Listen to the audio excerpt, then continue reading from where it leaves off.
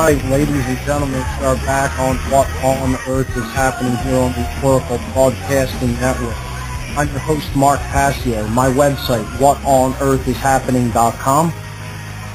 And last week was the first What on Earth is Happening in its entirety here on Oracle Broadcasting, and it went very well. We had a contest on the show last week. It was won by a gentleman named Ben in Louisiana. He won the prize for answering correctly the question of the mystery traditions. And the topic that we had been talking about the week before was self-generated suffering. And we got into the question of the mystery traditions as we were relating it to the modern occult traditions that one may come across in their studies. Namely, we were relating it to Freemasonry because this has been an ongoing topic of discussion on the show for the past many weeks, and we've been probing the symbols of Freemasonry, of true esoteric Freemasonry, for the last couple of months. And we will continue to do that tonight. Tonight will be probably the last show where I break down some Masonic symbolism for the listeners. I will probably have one more show on the topic, however, and I am hoping to make it sort of a roundtable discussion with some official lodge Freemasons in this area, or perhaps in other areas. I'll probably be putting that show together. If it doesn't come together, I will simply move on to continue the topics that we've been discussing, such as symbolism in general as a methodology of mind control and to subversively gain access to the subconscious mind. When an individual is not aware that symbolism is being used like that, they certainly can indeed be controlled through it. So becoming symbol literate is quite important.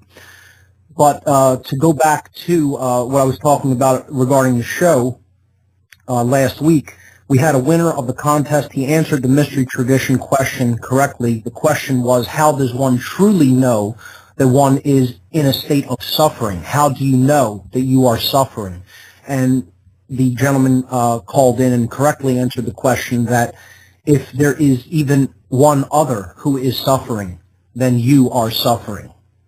Because everyone is interconnected, inextricably interconnected by the field of life that is all around us. Therefore, if any suffering exists, one knows that one is suffering themselves. So that was the answer, and he won a organite pyramid, which was made by one of the speakers of the recent Free Your Mind conference here in Philadelphia. Just to get into that for a moment as well, videos for the Free Your Mind conference will be posted to the Free Your Mind conference website at freeyourmindconference.com. Probably within about 3 weeks to a month, I'm just guessing. The videos are currently being processed, so anyone that was interested in that conference could not attend. We will be releasing that information to the general public for free over the next coming few weeks. So be patient. The videos will be forthcoming, and you'll be impressed with the information that you get to see and hear there. For those who don't know about the conference, it was a conference we just held here in Philadelphia last month, and you could check out the conference website to read all about the speakers and topics that were covered at www.freeyourmindconference.com. So far, so good with the new show here on Oracle. It's been a great experience, and it's an honor to be part of a great network with all of the caliber hosts that are on this network and the topics that they discuss. I think it's probably the best internet radio network going online today. With that having been said, the only drawbacks that people had written in about that listeners kind of commented from how the show used to be in its old format to this format was the ads. And I want to respond to that briefly. Yes, the ads do kind of basically create an interspersal between the information as I'm giving it out here on the air, but that's a good thing because people who support radio networks like this want to get their products out there and make a living for themselves. The network needs to do what they need to do, and that isn't for free. You know, that really costs a lot out of private individuals' pockets, so they make some money by selling ad space. I have absolutely no problem with the ads. For those who think it's a distraction, I can understand where you're coming from. However, it's a trade-off like anything else. I get to be on a bigger network where there's more listeners able to hear my voice and get the message out to more people, and for that, the show is broken up a little bit with some ads interspersed here and there.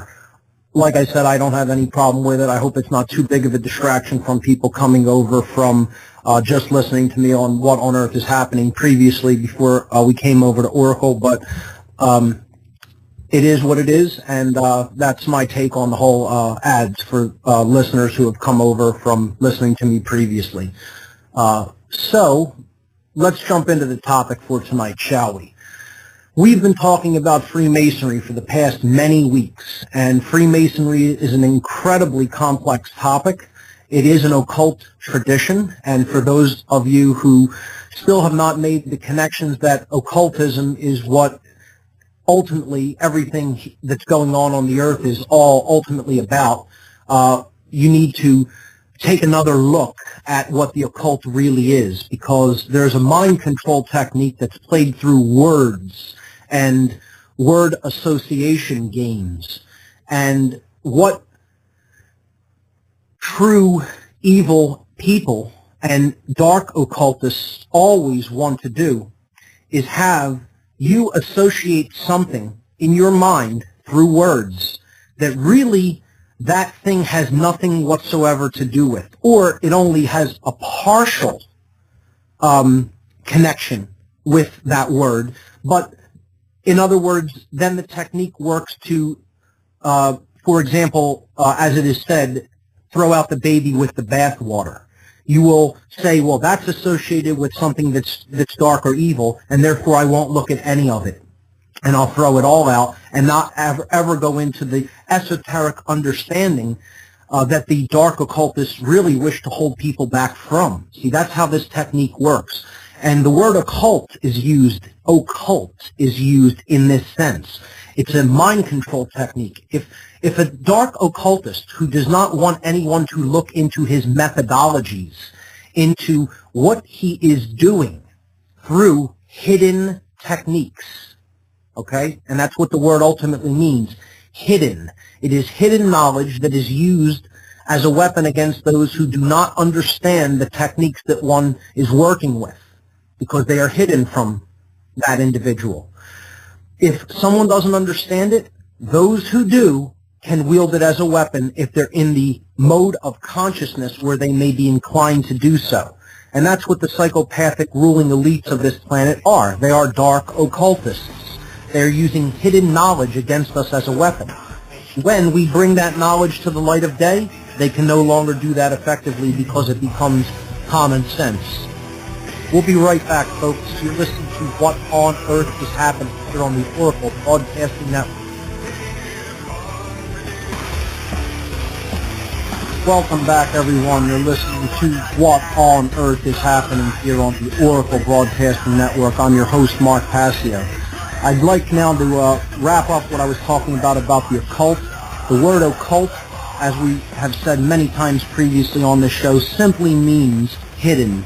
And it is hidden knowledge that is attempted to be held back from the general population by dark occultists who use this knowledge as a weapon against people. It is ultimately knowledge about consciousness. It is knowledge about how the human psyche works. It is knowledge about the deepest parts of the human psychology that drives our motivations and fuels our understanding of reality. And when you get into that and control that, you have people at your beck and call, okay? You have people right under your thumb, right where you want them, because they don't understand themselves. And ultimately, that's the only knowledge that is truly worth having, is knowledge of self and what we truly are and what our true potential is. And that's what we do here on this show, is try to help people to delve deeply within so that they can understand that the outer world that we see around us is merely a reflection of what is going on inside of us collectively.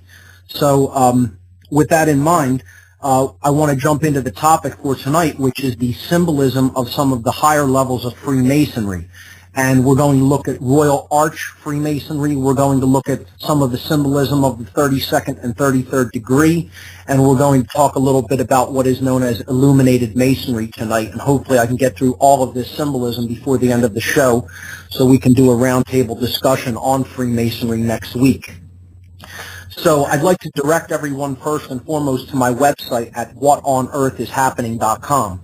If you're not listening on a computer, you can go and check out the podcast where you will be able to see these images. The podcast is in the podcast tab of my website at What on Earth is Happening, and they're all free. They're all available for download to any digital music devices. So make use of that archive as a great resource for information. I post a lot of image links, a lot of document links, a lot of video links, so there's tons and tons of study that can be done at the podcast section of my website.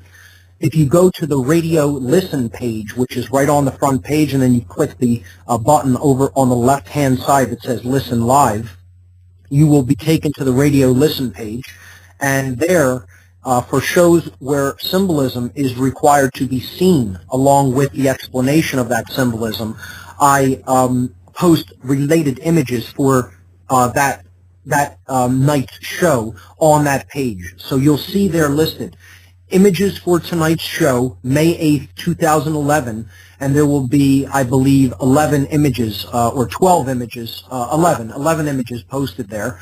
The first image there is simply the poster for the Tesla Science Conference, which I just announced as part of the event announcements tonight. So we are moving to image number 2 on the What on Earth is Happening radio listen page. If you look at image number 2, this is where we left off on the show last week. We were talking about Royal Arch symbolism. Royal Arch Masonry is part of the York Rite of Freemasonry, but overall this is basically higher level esoteric symbolism that is contained in the Royal Arch degrees, and we see in image number 2 the tracing board of the Royal Arch. So this is a board that has deep, complex, esoteric symbolism in it that is meant to be contemplated and meditated upon in order to understand what is being said through this imagery. Again, Freemasonry in general is a tradition in which natural law and morality is taught through a system of symbols, allegories, and rituals. Okay? And we also looked at the word allegory as part of our understanding of Freemasonry in previous weeks as stories, poems, pictures, symbols that may be interpreted in specific ways to reveal hidden meanings. Typically, these meanings are moral in their messages that they are attempting to convey. They are attempting to convey moral lessons. And that's indeed what all of the symbolism we have seen thus far in Freemasonry, when it is properly decoded by people who understand what this symbolism was originally intended to embed into the subconscious of the viewer who may not be consciously aware of it. It was originally intended to embed a moral lesson. Sadly, in the modern era, much of this, the meaning of this symbolism is lost even to lodge Masons. Okay? And I'll be the first to tell you that Lodge Masons are horribly ignorant of the esoteric aspects of their own supposed tradition. And they do not understand these symbols in any way that they really should be understood. And part of that is simply their own ignorance and not wanting to go farther and deeper into the topic, and part of that is deliberately being misled by those who have corrupted this institution from the higher levels and been put into places of power within institutions such as Freemasonry in order to deceive and mislead. And again, I am in no way here to be an advocate of Lodge Freemasonry. I am talking about the esoteric underlying tradition that lies at the core of true Freemasonry. Okay? That I want to make abundantly clear. Therefore, let's start breaking down some of the imagery here in the Royal Arch tracing board.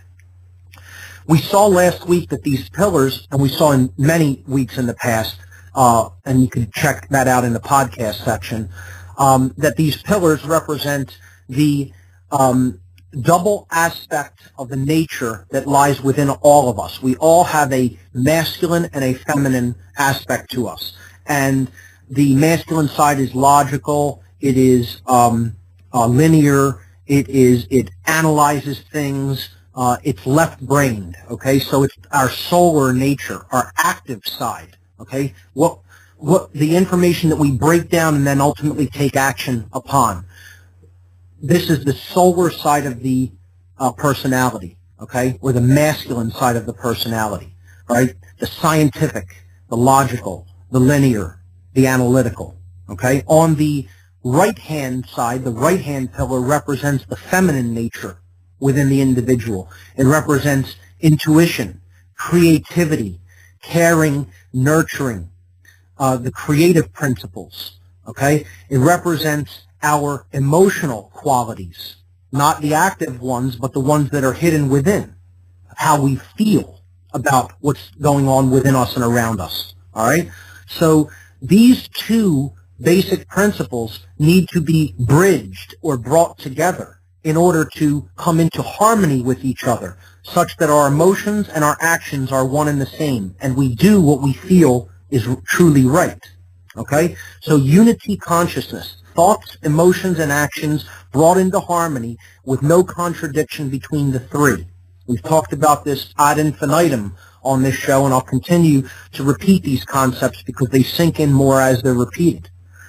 So the arch itself is a coming together or a bridging between these two aspects of the individual, okay? And it represents coming off of the checkered floor of the house, the checkerboard floor, being a pawn, being led, not understanding light from dark, being just one of the pieces that is being moved by the chess master because they have a higher level of awareness and they're looking at the board from above and they can pick up pieces and move them as they see fit. All of these allegorical ideas here need to be picked apart to be understood properly in the context of the symbolism. Complex symbolism is what we're talking about here. We'll continue to break down the Royal Arch Tracing Board after we come back from these messages. You're listening to What on Earth is Happening right here on the Oracle Broadcasting Network. I'm your host, Mark Passio. My website, whatonearthishappening.com. We'll be right back, folks. Right, are we dependent on all? Don't think of yourself.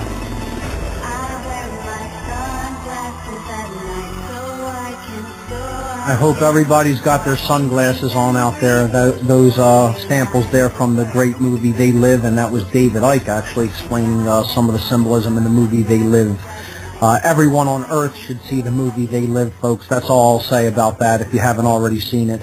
Probably almost everyone listening on this network has seen it, but anybody listening in the podcast section, if you haven't seen the movie They Live, it's something you definitely should do immediately. Because that movie's not just a fiction, it's an allegory about what's happening in our world, as is Freemasonry. And we were talking about the Royal Arch symbolism of Freemasonry before the last break. Let's jump back into the image here, which is image number 2 on the radio listen page at whatonearthishappening.com. We see that the arch is coming together to form a semicircle at the top of these two pillars. Okay, we'll see ultimately what that symbolism represents in a moment. We see the keystone of the archway, okay, off onto the left-hand side. It has been pulled out of the arch, okay. Now the keystone is the strongest part of the archway. This is the thing that actually gives it its strength. That's where all of the force is leaned up against on both sides, okay. So this is critical to keep in mind. Why would the keystone be removed from the arch? And we were getting into this at the end of last show, and I want to really reiterate this so that I hammer in the real understanding of this symbol, because it's very important and it's very widely misunderstood. The keystone is being removed, okay, as a symbol of enlightenment. Okay, you see the light pours in when the stone is removed. See, people misinterpret this, okay, because in biblical terminology, there's such a thing called the chief cornerstone or the keystone, all right? And this is what Jesus himself is referred to as in certain books of the Bible. In the Gospels, he's referred to as the chief cornerstone or the keystone, okay? And this does not represent taking away the Christ out of someone's life or out of their consciousness. It represents letting that consciousness into oneself, okay, as a symbolic aspect of higher consciousness. Now, I'm not talking about exoteric, organized Christianity, the Christian religion as we know it in the modern world. That's not what I'm talking about here. No more than I am talking about organized lodge Freemasonry in the modern world. I'm getting down to the esoteric core symbols and the core understanding that underlies those symbols, okay? And it's all about consciousness and awakening of self.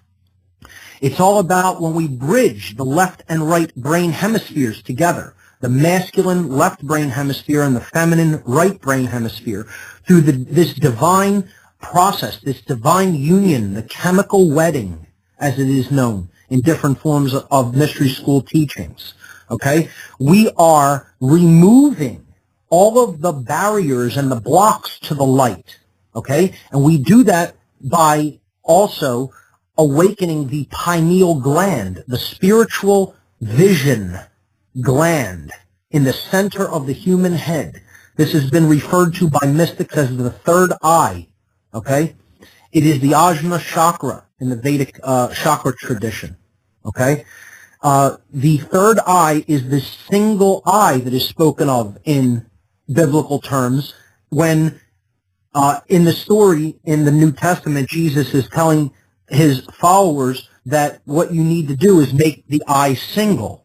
If you make the eye single, the body is full of light. If the eye is dual, the body is full of darkness. What this means is that your brain is imbalanced toward either hemisphere or both hemispheres, the left and right. Okay, you're seeing with duality, us versus them thinking. Okay, you're in a state of either dominator or slave. And we've talked about this almost endlessly when we talk about the functions of the brain hemispheres. You can go back and research all of this material in the podcast archive.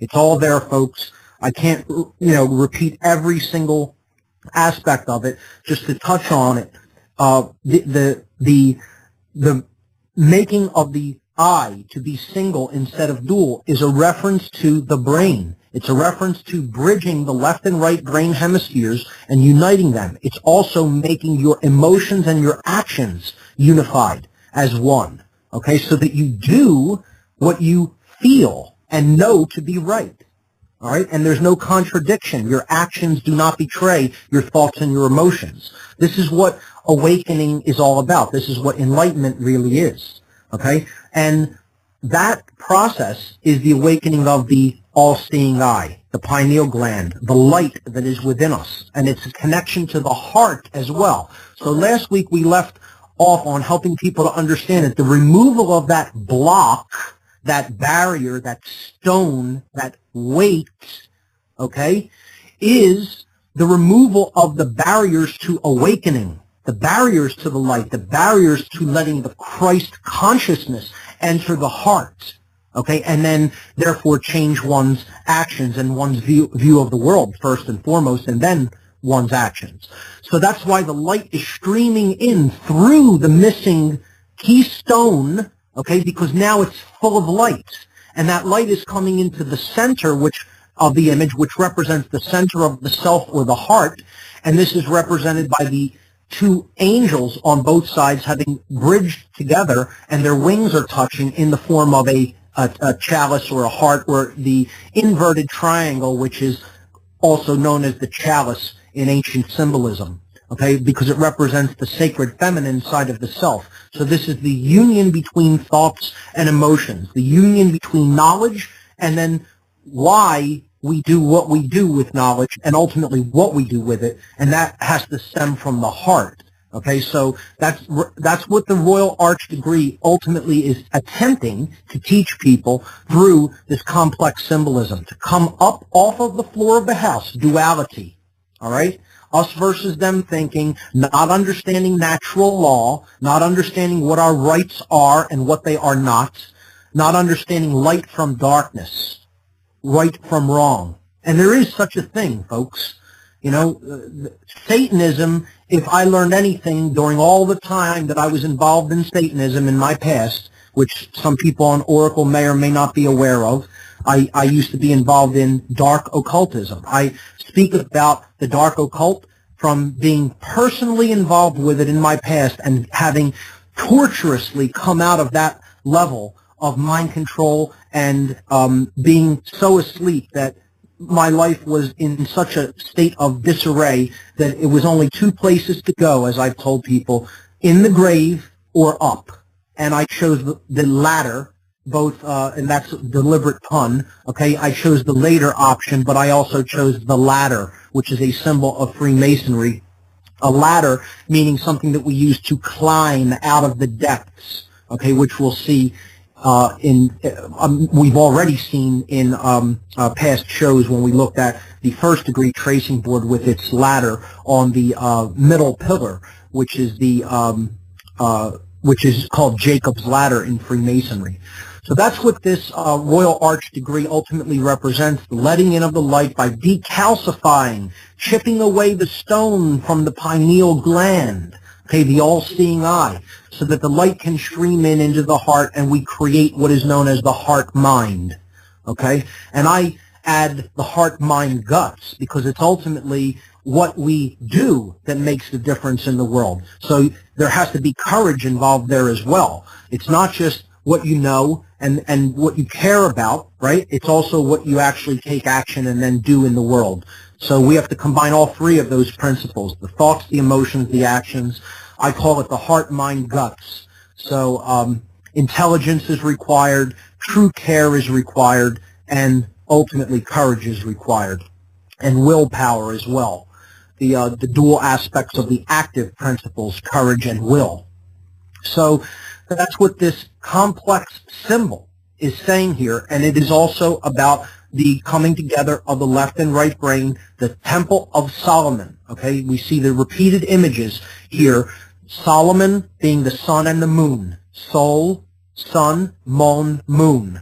Okay, and Hiram Abiff, H-A-B at the bottom there, the builder of the temple. Okay, he represents the generative principle and truth and care, true care. Okay, he is the sacred feminine aspect in this trinity. All right, so we're going to look at other examples of Royal Arch symbolism. We have a couple other Royal Arch tracing boards that I'm going to break down, and then we're going to move on to some different Freemasonic symbolism when we come back from this break. You're listening to What on Earth is Happening. We'll be right back, folks.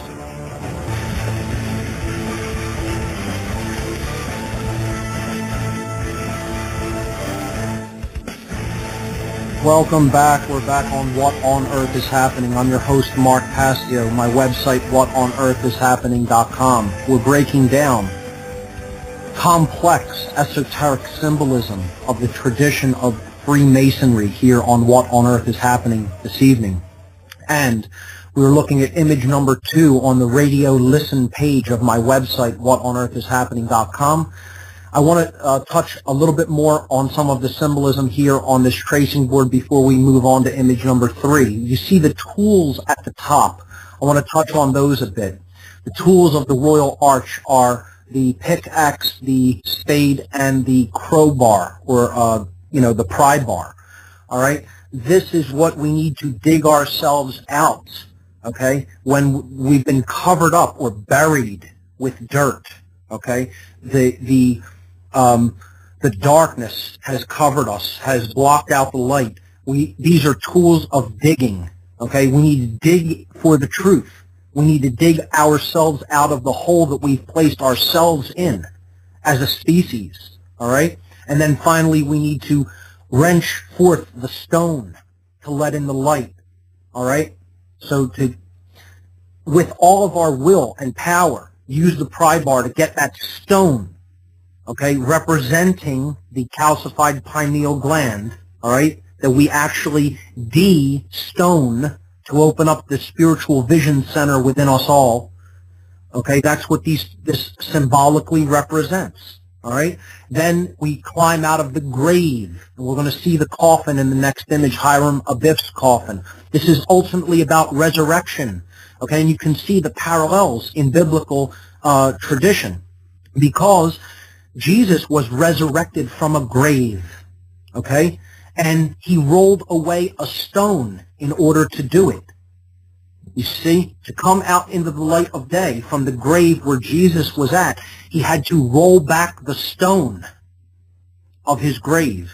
So this is a direct correlation to Christian symbolism, okay? And it's not meant to be taken literally in the sense of the story of Jesus. All right, regardless of what you believe about whether Jesus existed as a real person or if it's pure astrotheology, we're going to see how much this connects to astrotheology in the next image and what the Royal Arch is from an astrotheological point of view. But this pales in comparison to the true esoteric meaning of the Royal Arch and how it relates to the resurrection of the soul from the state of deadness, of spiritual deadness, of not understanding that we are a spiritual being having a physical experience, not understanding natural law, not understanding the law of one, not understanding that as one suffers, all suffer. Okay? To come out of that state of spiritual deadness and resurrect ourselves to the light. That's what the truth, the knowledge of truth, the knowledge of the true nature of self. Okay, which is the spiritual nature of all things, okay?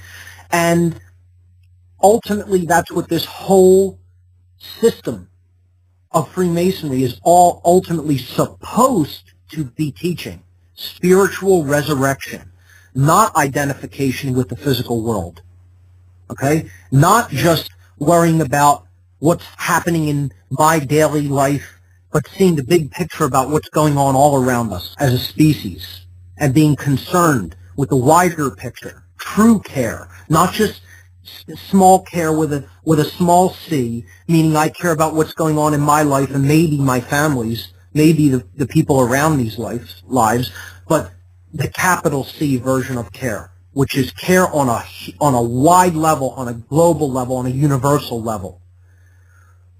To be concerned with the suffering of all beings.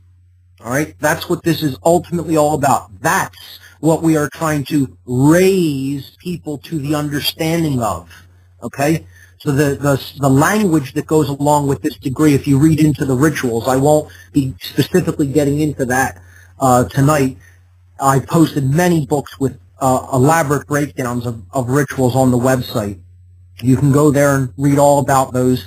Again, there's much allegory contained within those rituals as well. I find it much more poignant to get right to the heart of the matter and break down the symbolism for people because I think it expresses it even more beautifully. So part of the ritual of the Royal Arch degrees is to rise and wrench forth the keystone. We already understand what that means now from an esoteric perspective, to let in the light and to let that light into the heart and develop true care, care with a capital C. This is what being raised is ultimately about. We talk how this is connected with raising children. We use the word being raised, raising children. Okay? How many children are really not raised? How many adults are really not raised in the world? How they are simply going through the motions of life and not really understanding any of these wider issues about what's really taking place around them in the world. So what I want to do now is move on to image number 3 on the website and look at another variant of the Royal Arch tracing board. So here we see this in context with the first board. All right, we can see how this relates to also the first degree tracing board that we broke down in previous weeks. The first of which we can see the 2 pillars once again. The left and right pillar, we can see again the symbols of the 3 astrotheological cults of the ancient world, which we broke down when we talked about astrotheology many weeks ago. The sun, the moon, and the stars, with the royal arch right in the middle between all of them, because it represents that place of bridging or coming together, the balance point that unifies all of these things. Thoughts, emotions, and actions coming together as one. Okay? So we see the, I want to briefly, before we get into the symbolism of this particular board and the sign of Cancer there on the royal arch, and it is a yin-yang symbol as well, to just talk once again briefly about words. And we look at the words royal arch. Okay, why royal arch? Well, two reasons. Royal means related with kingship or queenship, okay? And what this is ultimately about, what the knowledge that is acquired upon bridging these two sides of the self and understanding what's going on in the world in a wider sense, that knowledge is ultimately about sovereignty, is about self-ownership, is about understanding that there is no authority other than the Creator itself, okay? The generative principle, truth, is the authority. Authority is not truth. It's an illusion, okay? It's not that there's no real power in the illusion of man-made authority. It's all ego-based and fear-based. You have to be in fear to believe in that concept, okay? It does not exist. It never has existed. It never will exist. It's an illusion. It's a fantasy that people have made up in their own minds and then bought into in their own fear and in their own abdication of personal responsibility, okay?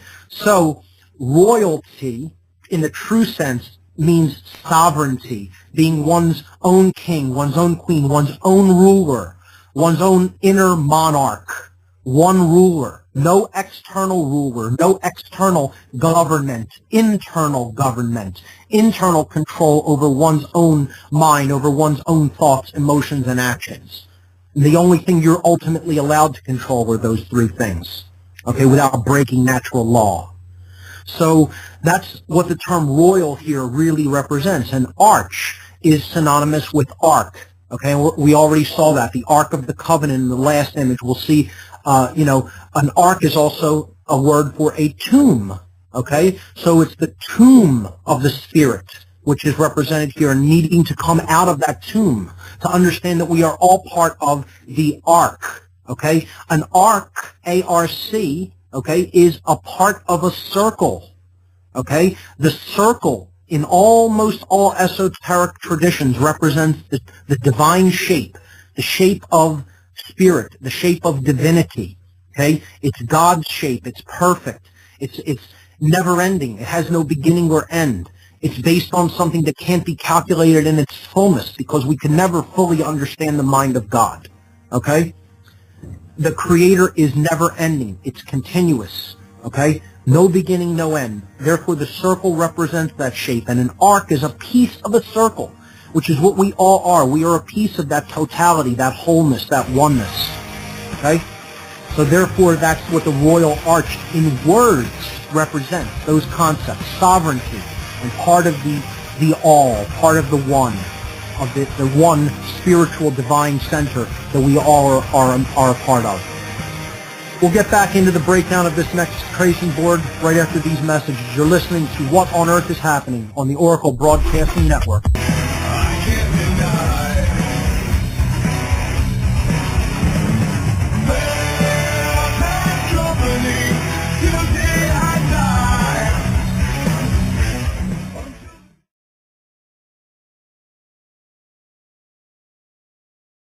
At 866-841-1065. Once again, the toll-free line is 866-841-1065. Let's jump right back into the images. We're looking at image number 3 on the radio listen page at whatonearthishappening.com for visual aid reference to the concepts that I'm talking about here tonight on the show. You can also get all of these images in the podcasts. I post them with each podcast on the podcast archive at whatonearthishappening.com. Here we go. The symbolism of the royal arch here has a whole lot of other imagery associated with it. At the bottom here, we see the coffin. This is, again, Hiram Abiff's coffin, which represents the entombed spirit, which needs to be raised out of the state of spiritual deadness. The dead needs to come back to life, to be born again. Okay? So it is, of course, below the pillars and below the floor of the house, because it hasn't even made it to the point where it starts the journey, the process of initiation. Okay? We need to climb those pillars in order to form that arch between the sacred masculine and sacred feminine sides of the personality. The little tree there, the sprig that is growing at the top of the coffin, is acacia. Acacia, okay, represents the hope of resurrection, meaning, can we awaken people? Can we bring them to the understanding of oneness? Can we bring them out of the duality of mind control? Can we bring them to the place where they have a firm grasp on natural law and sovereignty and their own sovereignty and the sovereignty of all others around them? Okay? Can we get them to understand those ideas and understand what the true nature of self is as a spiritual dimension, not a physical one? Okay? As a spiritual nature having a physical experience. Okay? And that's what that sprig of acacia, that tree of life, ultimately represents. Okay? The hope that we can indeed fractally radiate this knowledge out to everyone and awaken the world. Okay? So the archway itself represents the time of the year where the sun is active. Okay? It's the half circle of the year when the sun is in the northern hemisphere. All right? The favored season of the northern hemisphere where most of the population of the earth lives. All right? At the very top, the archway is depicted, the keystone of the arch is depicted by the sign of Cancer. This is when the sun is at the summer solstice, when it is entering the house of Cancer. It is at the highest point of its power during the year, at this time of the year. This is half of the zodiac. If you go back and look at the astrotheology section that I did and showed the signs of the zodiac, you will see the top portion of that zodiacal wheel, all right, represents the favored season of the sun, or the light, okay, when it has been resurrected from its tomb of the southern hemisphere. We're in another break. We'll be right back after these messages, folks. I'm Mark Passio. You're listening to What on Earth is Happening.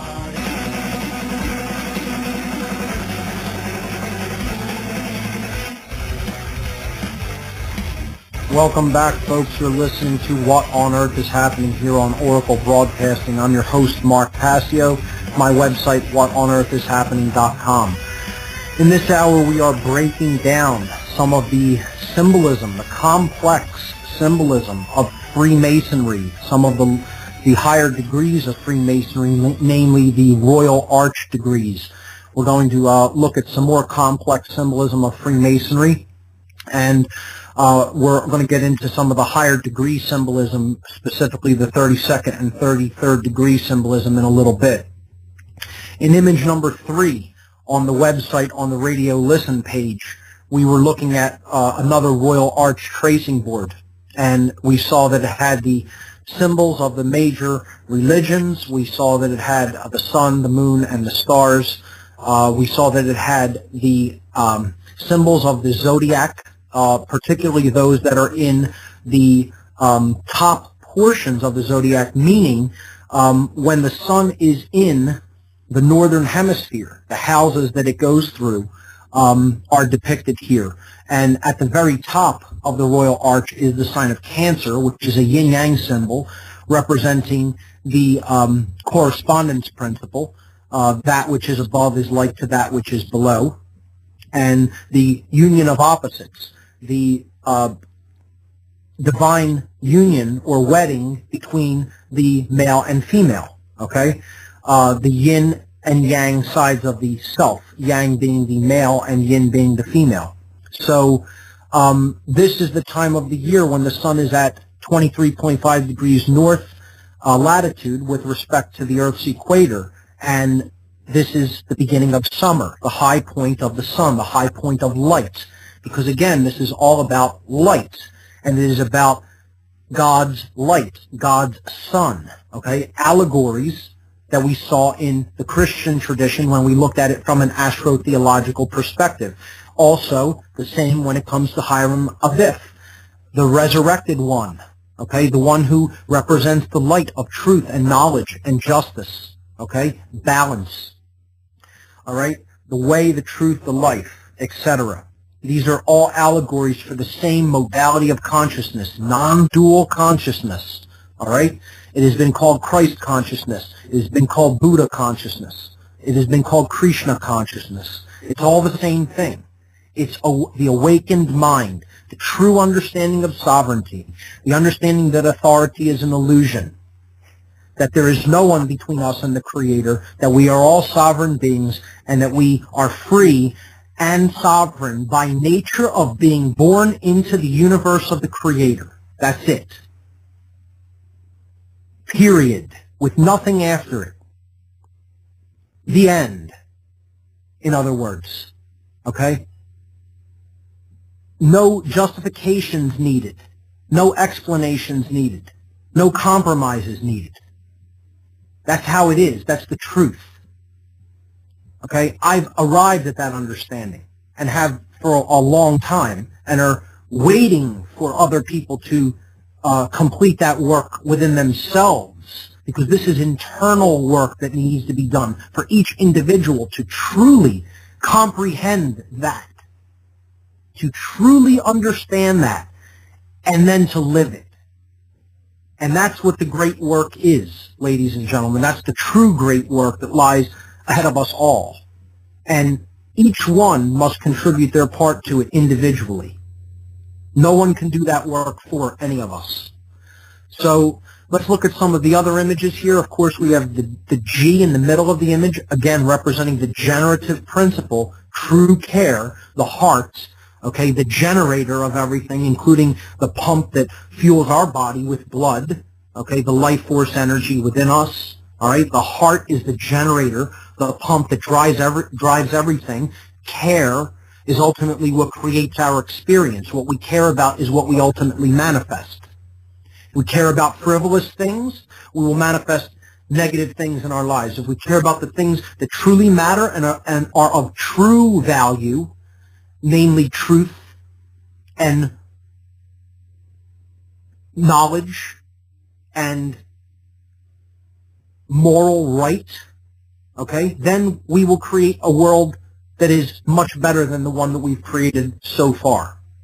So we see the compasses in square there, again, representing that our higher nature has to basically trump or rule over our lower aspects of the personality, namely the ego and the physical identified aspects of having lived in a physical world. The things that we basically need to do to survive on a daily basis can't be the things that ultimately govern us, that rule us, that are the main focus of our attention. We need to understand our higher nature and let that be in a position above the so-called lower nature, okay, represented by compasses, the compassion, okay, bridging the left and right, flexible, right, ruling over or above the square, okay? The compasses draw the circle, the divine shape. The square is not found in nature. 90-degree angles, rough edges that need to be smoothed over, okay? It's the lower nature, the square, in this aspect, all right? Base consciousness, in other words. And the compasses represent divine consciousness or true compassion, true higher care. The cornucopia represents the harvest of what we get as a result of our thoughts, emotions, and actions. Okay? The harvest time is what happens upon whether the light was received. Okay? See the allegory here? The light comes down to the earth. It gives energy, right? It is either received well or it is not received well, and then we have a harvest based upon that exchange of energy. What we did to cultivate the truth and knowledge, right? Or to cultivate the plant, in other words, the planting of the seeds, and how well those seeds were receptive to light and were able to sprout and generate on their own. So the cornucopia represents the harvest, okay? And we'll see other signs of the harvest as we move on. All right, so there's much more symbolism in here. I won't break each single aspect down. One thing I do want to point to is in the bottom right-hand corner, you see another representation of the Ark of the Covenant. Again, this is the place where God was said to be stored or kept or entombed, okay? It represents spirit. It represents that we have an inner core spiritual nature, and we have to get in touch with that. That's the true treasure that lies in the Ark of the Covenant, okay? And again, it's a word play on arch. Arch and ark are often used interchangeably, okay? It means a tomb. It means a part of a circle, which are both things that we see here, all right? The Ark of the Covenant, okay? We're going to see that. We saw that in the last image. We're going to see another ark in the form of a tomb in the next image. So let's move on to image number 4. And there's the break music. We will continue to break down some of the complex symbolism of Royal Arch Freemasonry when we come right back. We'll be back after these messages. I'm your host, Mark Passio. You're listening to What on Earth is Happening right here on the Oracle Broadcasting Network. Stay with us, folks.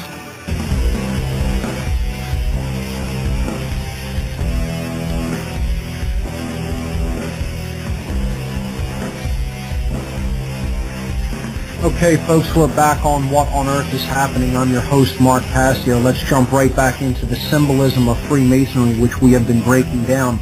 We're looking at image number 4 now on whatonearthishappening.com on the radio listen page.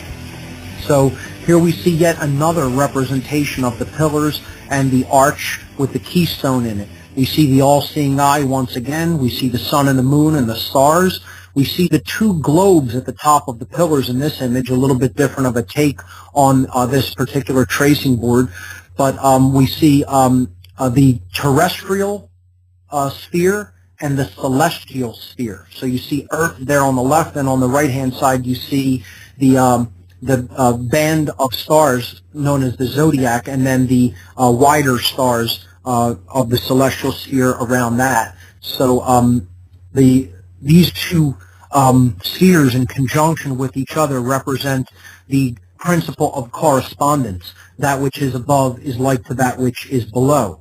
Or, in other words, the universe is self-similar across scales, and we are simply a part of the all, but the essence of the all is contained in each of its parts.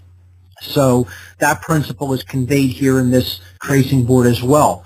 I want to just quickly point out some of the symbolism on this board. We see the G right in the middle again, representing the heart, representing true care, representing gnosis, representing the generative principle. Again, wisdom, okay, Sophia. What we do with what we know because of how we feel about it. True care, okay? And it's ultimately about taking action, all right?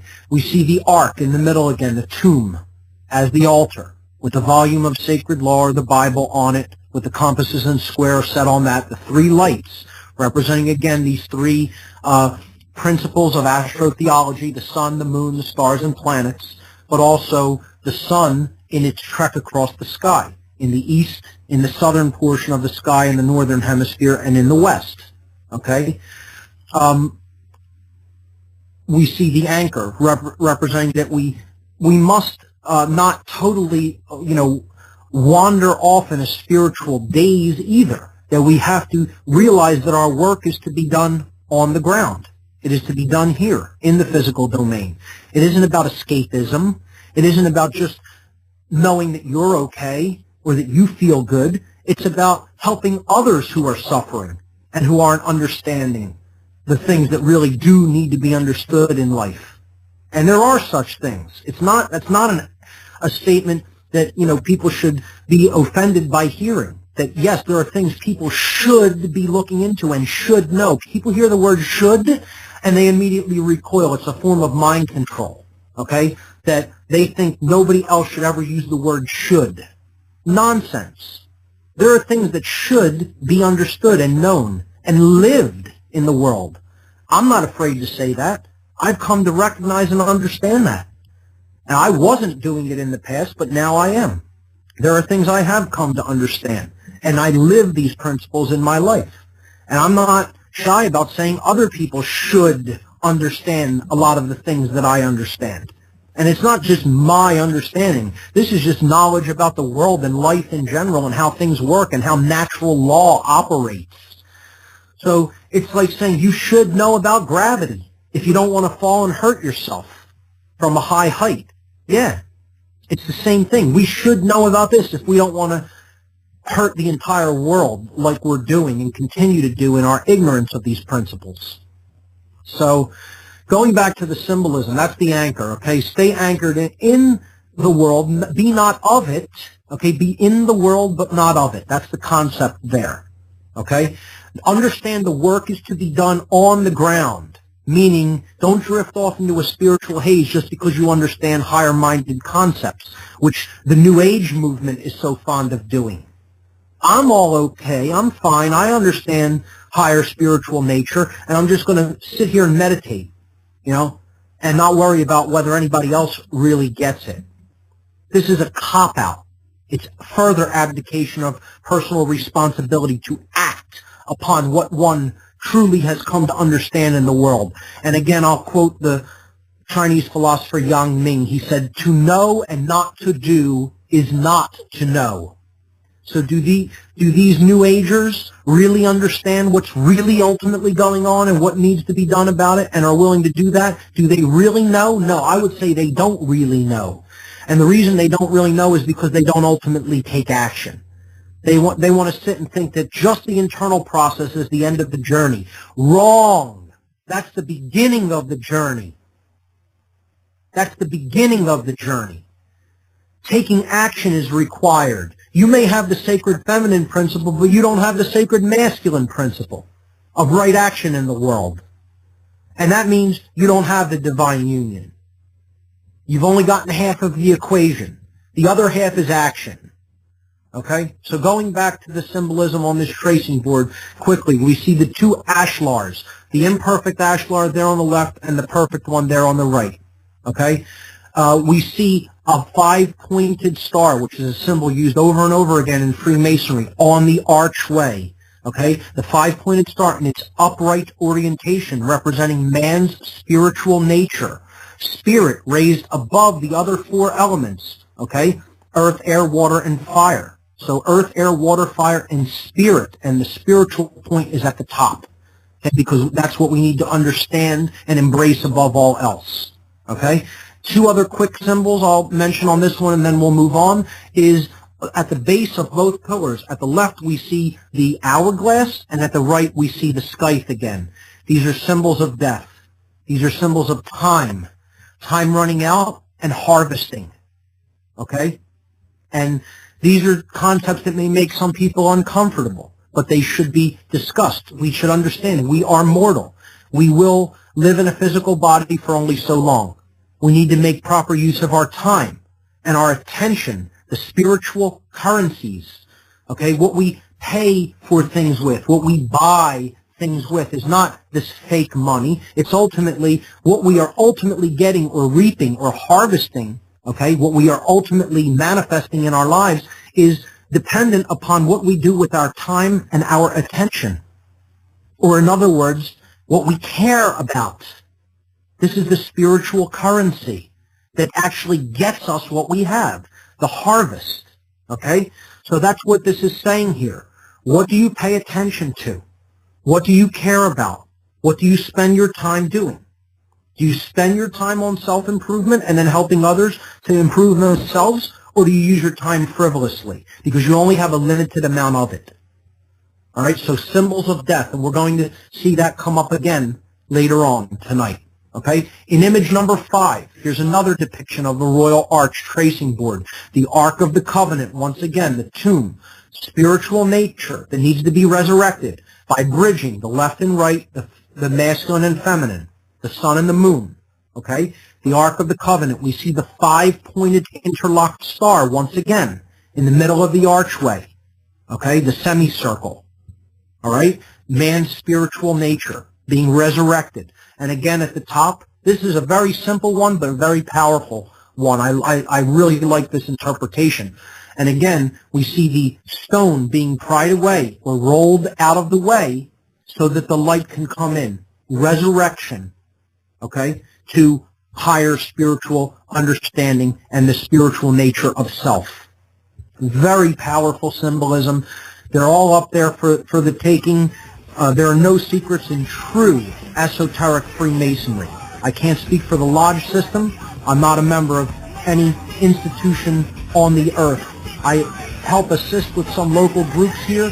I don't consider myself a member of anything. I'm an individual that understands my own sovereignty and tries to help people understand their sovereignty. So we'll get more into the symbolism of Freemasonry when we come right back after these breaks. I'm your host, Mark Passio. You're listening to What on Earth is Happening here on the Oracle Broadcasting Network. We'll be right back, folks. Stay with us.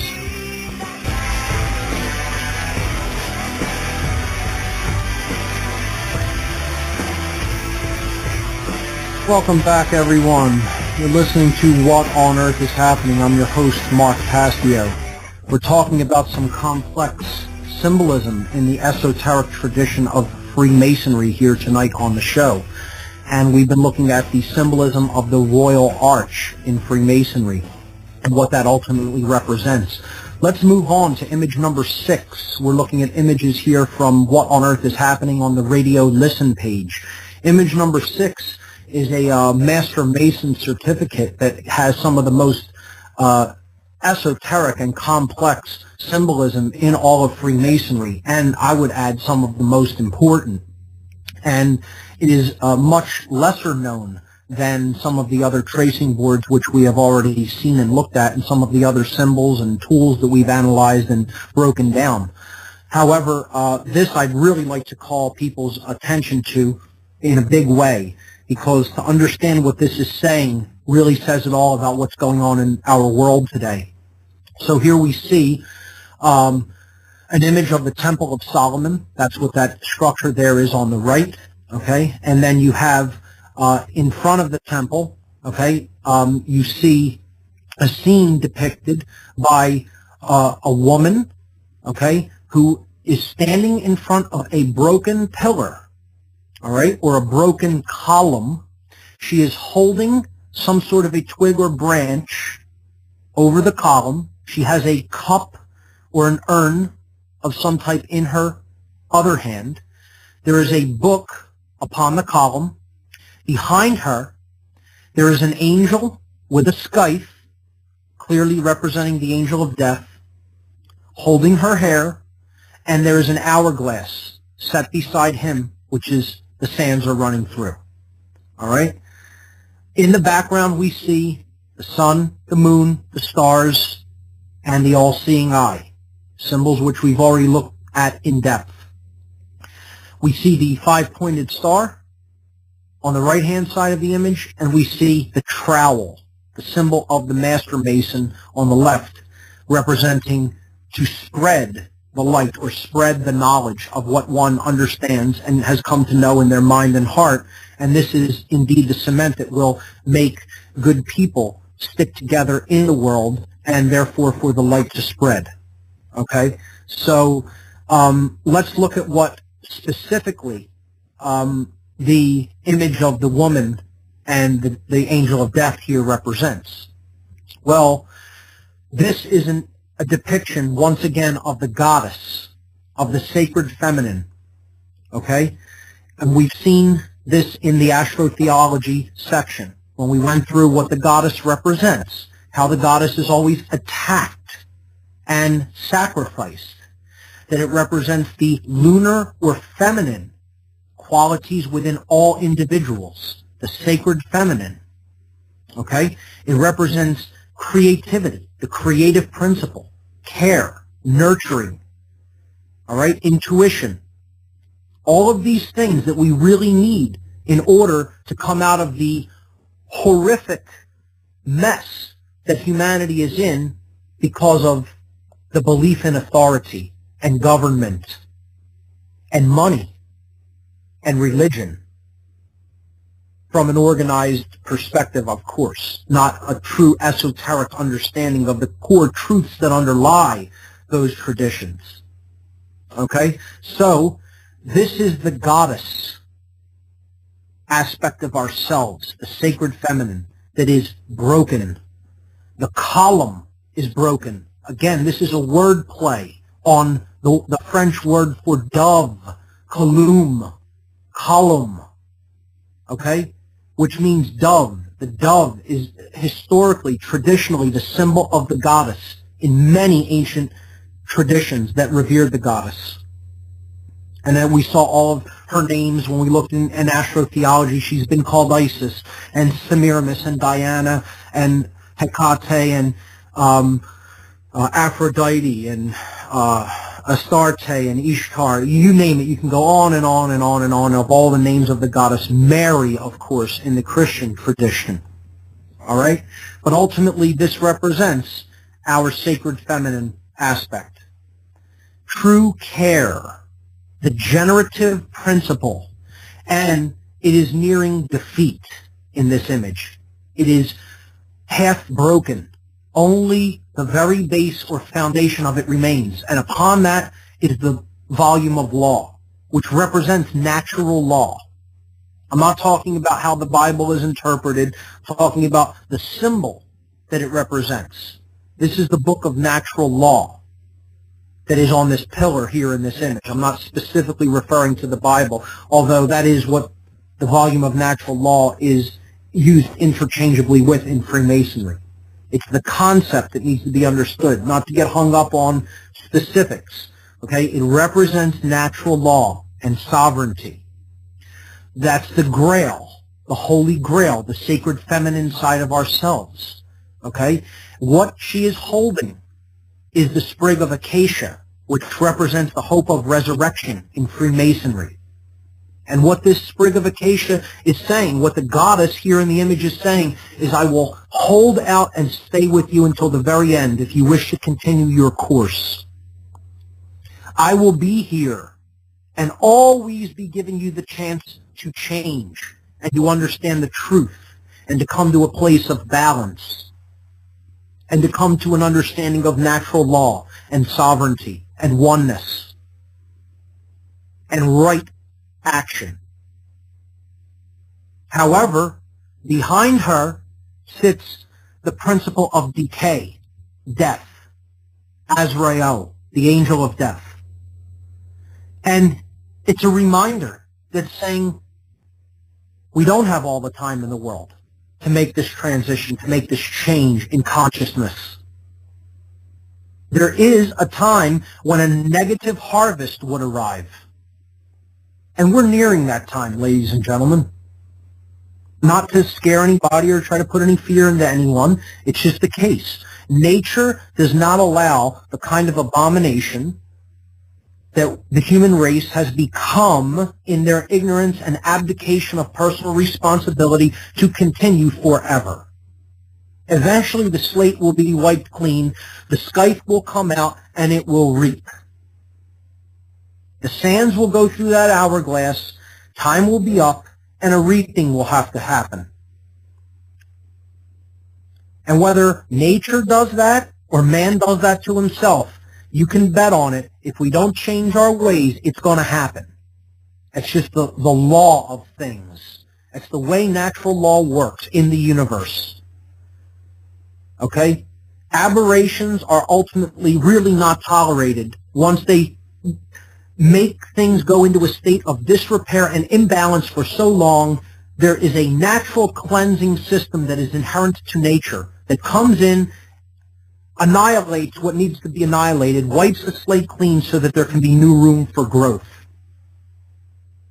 Get as upset about it as you want, pound your fists against the wall, pound your fist on the table, cry in your milk, enjoy. That's how it works. That's it. And there's no one who's creating that except us. We are always creating the manifestation that we are receiving. But what's being said here is that the goddess is always holding out hope for us. And again, it's not a physical being or a physical goddess. Understand that this is all symbolic, ladies and gentlemen, and not get hung up in literal interpretations like people do with the Bible as well, when it's largely allegorical. Okay? This is all allegorical. This is to get you to think deeply about concepts that relate to you and your role in the creation of what we see around us. And I know many of the people who listen to this network understand these principles. So I don't want to get too preachy or harpy about it, but for the people who have not thought about these things, it needs to be emphasized and stressed. We are the creators of our collective experience. We need to step up and own that responsibility. Okay? So in image number 7, I simply put a close-up in another interpretation here of the broken column, the broken dove or broken goddess, the goddess that is crumbling, but she's holding the sprig of acacia, and behind her is the angel of death, possibly preparing his negative harvest if it comes to that. Okay, so this is a symbol of time running out. It's a symbol of urgency, of what your work is to do, to spread the light, to spread the truth, to spread awareness, to spread knowledge, to speak the world that you want to see into existence, into manifestation. The Creator spoke the world into being. Let there be light, were the words that were spoken. We need to speak the truth and the light in order to create a better world and bring that world into manifestation. We have a caller on the line. We'll get to a couple of calls coming up in the next segment. We'll be right back, folks. Stay with us.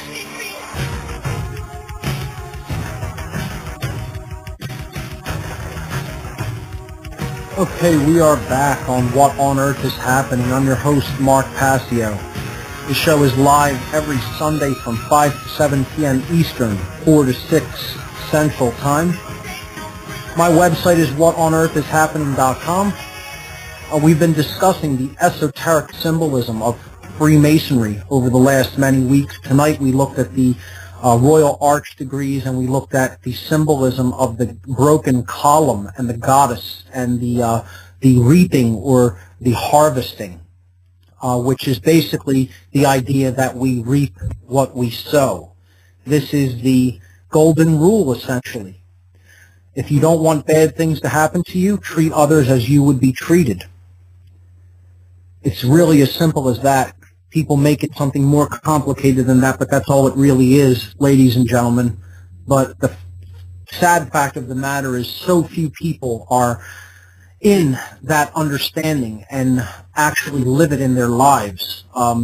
They are basically under a myriad of mind control methodologies and basically will buy any buffet of lies that is set before them because they want to not take personal responsibility for their own thoughts, emotions, and actions and do the hard work that it is to raise oneself from a lower vibratory state of consciousness to a higher one. That work no one can do for us. We must do it ourselves. We must do it because we care enough to do it, because we have developed a sacred feminine principle of care, the generative principle, which is what the G in the middle of the compasses and square in true Freemasonry is all ultimately about. I have a caller on the line from California. Here we go to the calls. Caller from California, you are live on What on Earth is Happening. What do you have here for us this evening? Hello, caller from California. Are you there? Going once? Going twice? Gone. Okay, I guess he either got tired of holding on or just didn't really build up the nerve to come on and say what he had to say. Caller from California, if you would like to call back in, I'll take your call right away. Sorry I let you hang there for so long. I knew you were there, but I wanted to get through some of the concepts before I took some calls. So that's okay. In the last segment, we'll just look at some of the things I had planned. I may not finish this up in this segment, but we can continue next week with a little bit before we jump into our roundtable discussion, should I end up doing that. But here we go. Image number 8 on the site. Let's look at some of some imagery from the higher degrees of Freemasonry. Now we're going over to the Scottish Rite of Freemasonry here. This is the 32nd degree, which is the last, I guess you could call it, official degree that you can move up through the ranks of the Scottish Rite of Freemasonry and attain. The 33rd degree is the honorary degree. It's an honorary imparted degree that is given to people who display certain qualities that are looked for either by light Masons or by dark Masons. Okay, we looked at that there are two different forms of Masonry: true Freemasonry, which I refer to as light Masonry, and then there is simply Masonry or dark Masonry, which is building with material other than light, which is building with weighty, heavy material such as stone that creates blocks and then erects walls or barriers between people to create duality. This is what occultists always do. They take a system that is already in place with its symbols and allegories, and then they twist it for their own purposes. So indeed, there is such a thing as dark Masonry. We need to become very mature in our understanding that all occultism is twofold. It can be used to create something very positive, or it can be used to control people. And that depends upon the consciousness of the wielder. This is all just information. It is all just a tool. And all this information is ultimately about what is going on within us and consciousness in general and the laws of the natural universe that is all around us and that we are an inseparable part of. So that needs to be understood when we talk about what occultism is in general, and any specific occult tradition for that matter can be used for good or for ill. So in the 32nd degree, we see the symbol of the double-headed eagle and the pyramid, or the upward-pointing triangle. Okay, we see a sword that is being held by the eagle with the two heads, and then we see the Latin phrase Deus meumque ius. Deus meumque ius. And what that means is God and my right. Okay, so these are two of the biggest concepts in Freemasonry: the Creator and what your rights are and what they are not. Okay, so this is about natural law. Okay, jus is the root of justice in Latin. Okay, jus meaning right or law. Okay, Deus is God, and meumque, and my, or and me, God and my right. The understanding of the spiritual nature of man, what your rights are, what your rights are not, natural law, sovereignty, your existence as a free being under the Creator, the sword of truth. Okay, it's a symbol of power. That knowledge is power. Applied, when it is applied in the world. Okay, right action represented by the upright triangle, the masculine principle, the two heads coming together representing the divine union. Okay, the left brain and right brain in one body. Okay, unified. All right, when they come together, right, they form the chemical wedding or the divine union. Now, this process is not completely finished, because there are further degrees than the 32nd degree, as I'm going to talk about either if I can get to it in the next few minutes or next week. Okay? The two heads looking in both directions represent also the past and the future, and the understanding that we need to be in the present moment, but we need to have a good understanding of the past, or in other words, to have an insight about where we have been and how we got to where we are now, to understand where we are going and how we might change it. So an understanding or an accurate vision of the past gives us an accurate vision for the future. Okay, an ability to predict patterns should things continue on unchanged, or if we want to change the rudder, okay, move the rudder to change the direction that we are headed as a society, as a species, then we need to understand what got us there. What actions led up to this collectively in the past that got us to the present moment, so that we can say, oh, we're not going to continue to do that, we're going to change, do something different, and then we'll change direction for the future. So that's what that symbol basically is saying. There's another variant of it there in image number 9. It's basically the same image, but there is a different saying underneath. In Latin. It says spes mea in Deo est. Spes mea in Deo est means my hope is in God. My hope is in God, meaning my hope for the resurrection of humanity lies with the knowledge of the Creator, and that we are spiritual beings having a human experience, a physical experience in the physical world, because it is a place where we can come to have experiences in apparent duality to come to know ourselves all the better. So the hope is placed in the knowledge and in the higher level of consciousness that comes through to us through the Creator itself. So that's what that symbol there represents. And again, I'm giving you the core esoteric interpretations of this symbolism, not what it may have been twisted into in the world. My intent here in this whole Freemasonry section is not to cover dark masonry or what may be being taught in certain lodge systems. My intent here is to go to the heart of the original intent of what these symbols were about and attempting to convey. Esoteric, true Freemasonry. The builder of freedom.